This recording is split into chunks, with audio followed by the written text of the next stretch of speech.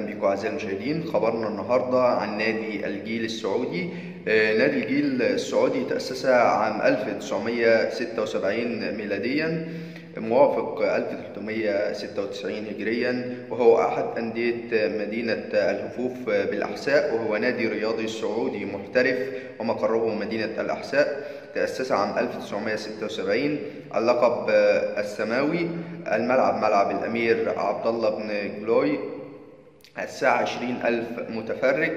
الدوري دوري الدرجة الأولى السعودي. المالك وزارة الرياضة السعودية. الرئيس أحمد الغنيم. أيضا المدير الفني لطفي السبتي.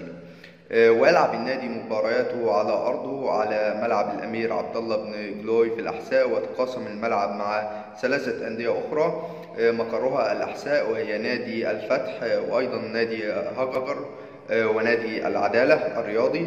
بشكركم أعزائي المشاهدين، وأتمنى دايما إن انتم تتابعونا باستمرار وتشتركوا في القناة وتفعلوا زر الجرس عشان يوصلكم منا كل جديد. والسلام عليكم ورحمة الله وبركاته.